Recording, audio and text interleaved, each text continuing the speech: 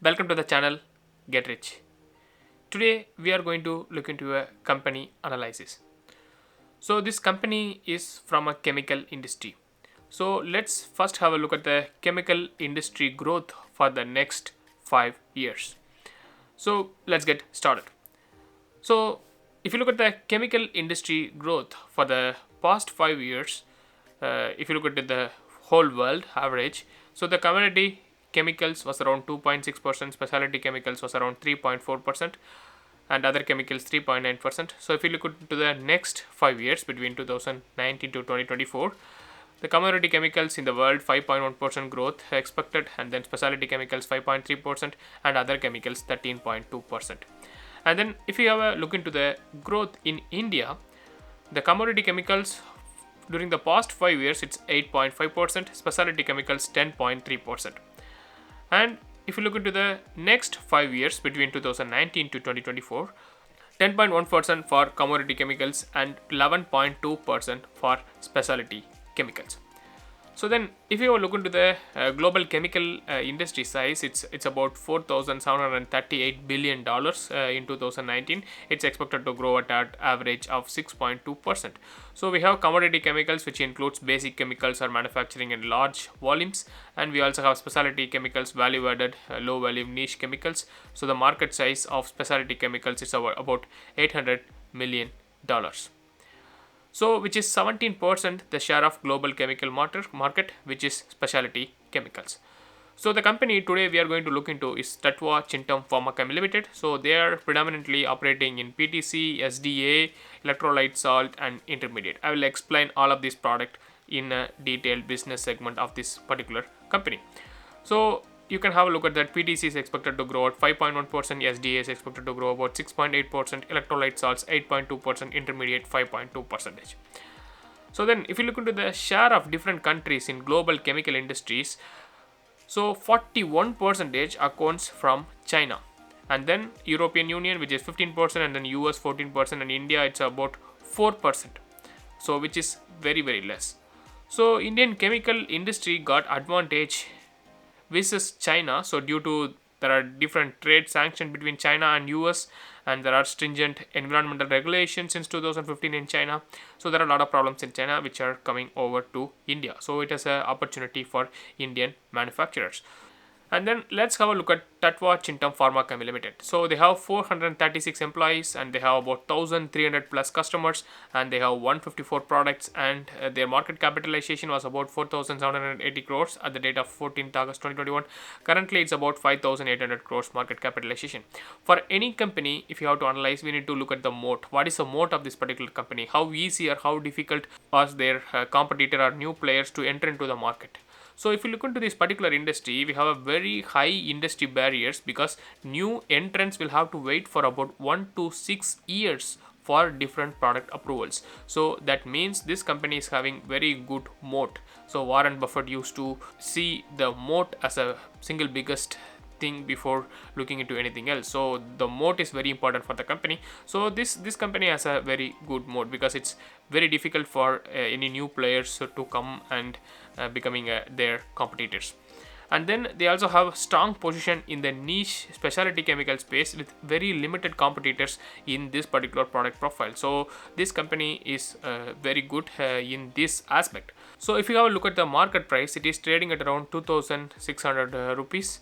So it hit about 3000 rupees in the 52-week high, and then it dropped to 2600. So if the market capitalization was about 5800 crores.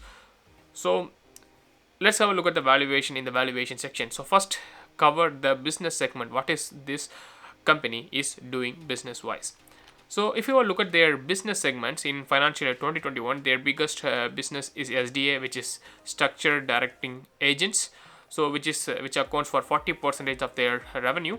And then the second comes PASC, which is pharma and agrochemical intermediate, which accounts for about 30%. And then we have PTC, which is phase transfer catalyst, which is 27%, and then they have electrolyte salts 1% and others 2%. And then if you look into the current quarters or 9-month financial year 2022, their SDA increased to 55%, and then quarter 3 financial 2022 SDA is 51%, and at the same time PTC is about 20% and 24% in 9 months and the quarter 3. So they increased their SDA proportion and then they reduced their PTC and other segment. So the reason being is now they are almost operating at their maximum utilization rate. So their manufacturing plants are almost at their saturation point. They are currently doing expansion, but still it's not at there. So it will take them another 1 year to finish their expansion plant. So they are expanding their capacity, but currently they are reaching the saturation. So they have a huge demand, for example, for their products, but then SDA has a biggest margin, so they have to let go of their other products in order to increase their SDA, because their saturation point is there in the manufacturing limit, so they cannot do anything else. So they are let going of some of their other low margin business to high margin SDA business. So that's why they are increasing their SDA, and then they have to reduce, step down some of their PTC other business because of their manufacturing limit currently. But in next, I think 9 months to 1 year, they will have increased their capacity, and then they'll have another 2 to 3 years runway to reach the saturation point. So then let's have a look at each of their different segments. So first one is SDA, structured directing agents. So they have about 47 products in this particular segment. The market position is they are the second largest manufacturer of SDA for zeolites globally, and the largest and the only commercial supplier in India. And then if you look at the phase transfer catalyst, they have 48 products, and they are one of the leading producer of an entire range of product phase transfer catalyst in India, and one of the key producers across the globe. And if you look at the electrolyte salt, so their revenue contributes very less, 1%.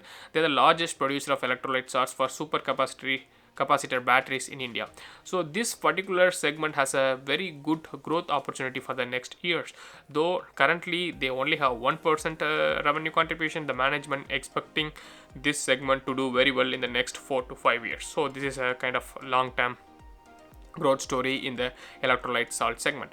And then if you look at the pharmaceutical and agro intermediates and specialty chemicals, they have about 53 products, and then here the Glyme is the only commercial manufacturer in India. They are manufacturing Glyme, and they are the only commercial manufacturer in India. So the Glyme has also a variety of use cases, and then I think a lithium-ion battery having this particular component it's also one of the main use case.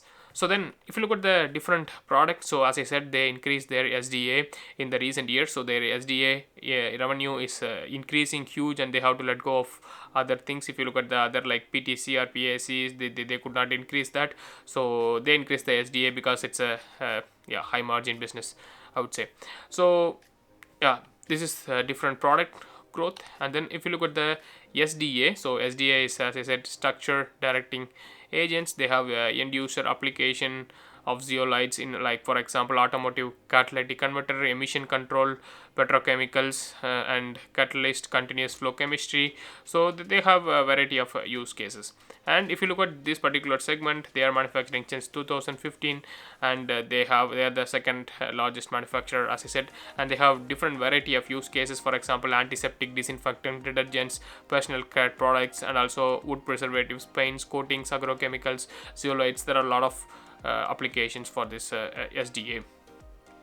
And then if you look at the PASC, which is pharmaceuticals and agrochemicals, intermediates, and other specialty chemicals, there if you look at the end user industry application, which is pharmaceutical APIs, agro actives, paints and coating products, and then lithium-ion battery, detergents, and personal care products. And if you look at to this particular position, they are the largest producer of Glymes in India and third largest in the world. And the other particular applications, as I said, building and construction industry, pharmaceuticals, and a lot of other applications for this segment also. And if you go look at the PTC, which is another segment, phase transfer catalyst, and they have their applications in pharmaceutical APIs, flavors and fragrances, agrochemicals, environmental control processes, and also synthesis of different products, and pollution and environmental control processes, and trace organic and inorganic components to analysis of this particular segment. So these also have a variety of application. And this company, they are one of the largest producers of the entire range, and they have wholly owned subsidiaries in North America and Europe to market and distribute their products, because they are doing a lot of exports. So we'll see that in export section. And then if you look at the electrolyte salt, as I said, they have a very bright future in this segment, and it's in automotive application and transport and infrastructure, renewable energy application, consumer electronics, grid balancing, electric vehicles. They have a lot of applications for electrolyte salts, but currently their revenue is very less, only 1%, but they have huge ambitions for the next 4 to 5 years in this particular segment.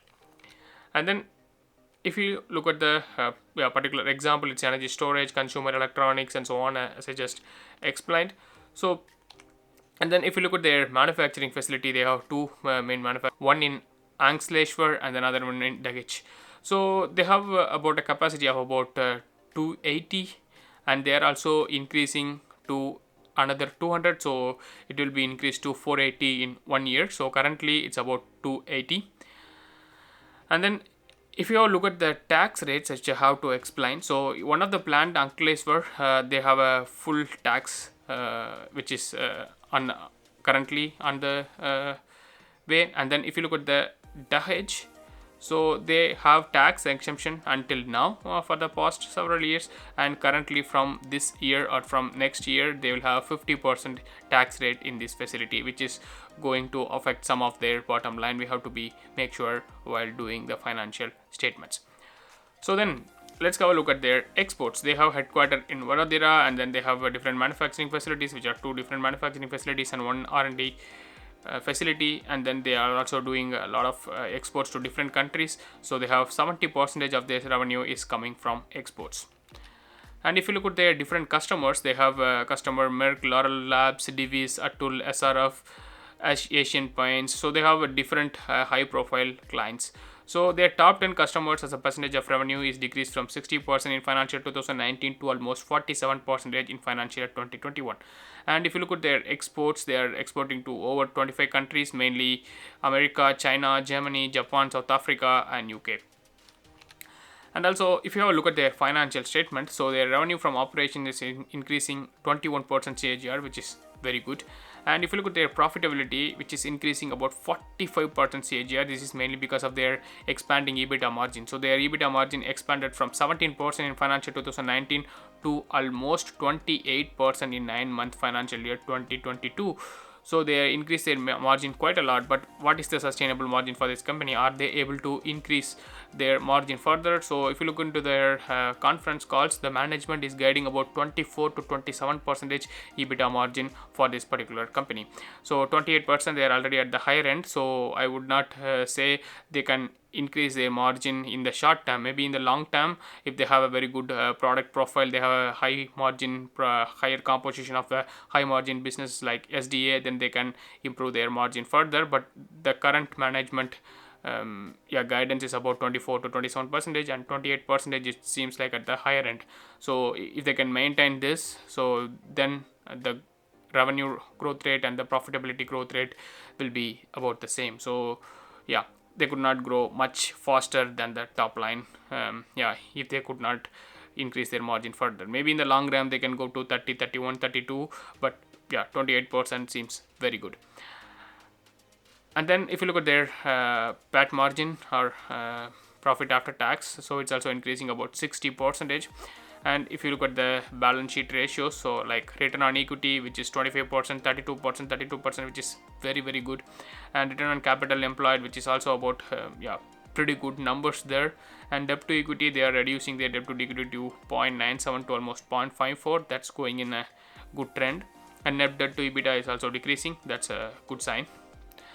And then if you look at their financial statement, so their sales increased from 136 crores to almost 444 crores in 2022, and also their net profit increased from 12 crores to almost 100 crores this year. So are they able to increase their net profit further? So if you look at the tax rate, so they are doing about initially they were paying 35% in 2018 and 25% in 2019 and 21% in 20 and 14% in 2021. And so the tax rate is, as I just said during the manufacturing facility section, So one of their plant has a full tax rate, and the other plant only have, until now they had a tax exemption.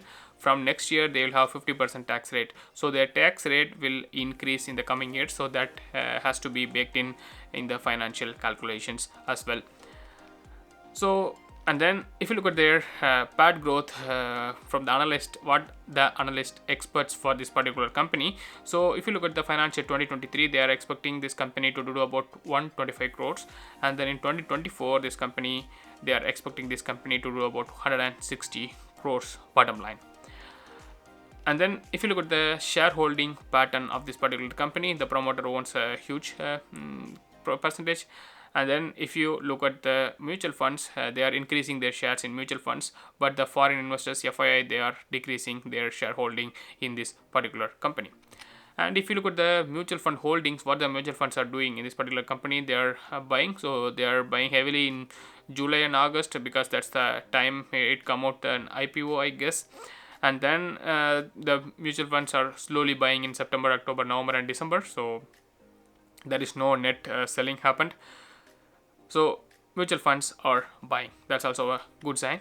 So if you look into the top companies, top mutual funds which are holding this particular company, so it's SBI Magnum Midcap, Axis FlexiCap, Mirai Asset Hybrid, Nippon India FlexiCap, Union Small Cap Fund, and Aditya Umbrella, HDFC. So there are a lot of high profile mutual funds are holding this particular company, and none of these funds sold or reduced their stake in this particular company. So they only increase, some of their mutual funds are only increase their shares. You can see the green or zero, so none of the companies decrease their shares. So that's also a very good thing for the company. And then if you look at the valuation, so the revenue, it's in 2021 it's 300 crores, 2022 444 crores. I'm expecting this company to do about 500 crores at 13% growth rate, because they don't have the capacity to increase their revenue further, because they are already at their saturation point. So in next 1 year they could not increase their revenues much higher, so I reduced their growth rate to 13% because of this supply constraint. And then after 1 year, once they had a expanded capacity, they can ramp up and they can grow at a much faster rate for the next 2-3 years, because they have the demand. So if they have the capacity expansion, then they can have a higher growth rate, like 36%. So the revenue I'm expecting in 2024 is 680 crores at 36%, and the net income is 100 crores in 2022, and I'm expecting it to 112 crores in 2023 and 152 crores in 2024. I did an very conservative numbers here, so I would not be surprised if they blow past these numbers. I'm being conservative at this particular estimation. So, and then if you look at the price target with the current valuation, which is P of 58, so for the 1 year price target would be 2,933 rupees, 2 year price target would be 3,988 rupees, with the price cumulative growth of 12% for 1 year and 53% for 2 year. But if you look at the PE, which is on the higher end, I would say this company is growing at a very huge number in the past years. So it can command at a higher PE valuation, so that's no issue. But in the short term, they could not increase their revenue, but the market can punish this stock for the next 1 year, because in the short term they could not grow because of their supply constraint. They don't have the expansion yet. So in that case, this stock might fall in the short term. So if the stock falls in the short term, it's a very good buying opportunity to load up on this particular share, because they have a very good company, very good business model, and they have a very high moat, and they have a very good profitability. So this company is very good, but I am only concerned about the valuation. So they are growing at a faster rate, they have a very good demand for the next 5-10 years, so this valuation can be justified. But currently I am not comfortable buying at this rate, because it's fairly valued, and I could not say it's a very undervalued or it's a must buy at this price point. So because it came at an IPO at 1,100 rupees or something, I guess. Currently it's trading at about 2,600 rupees.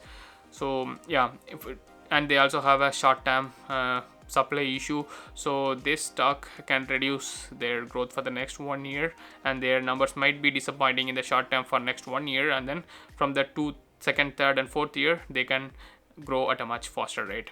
So the market can punish this stock in the short term yeah, so if that happens, I will buy at this price point. If it comes down to 2000 or 1800, 1500, I would gladly buy. So if you look at the price target with a PE of 50, because it has a very good growth run rate, so if we calculate with a PE of 50, so it's 2520 rupees for 1 year and 3427 rupees for 2 year, which is 31% price cumulative growth for 2 year if it calculate with a PE of 50. So yeah, I would wait for this stock to fall before buying, because it's a very good company. So I also included this stock in the 4 stocks I am watching in this video. So if you want to watch that particular video also, you can have a look at in the description below. So that's all for today, and if you like this video, like, share and comment, and please subscribe this channel if you did not subscribe yet and you like my content. Please subscribe and also click the bell icon below. So thank you for watching and have a nice day. Bye bye.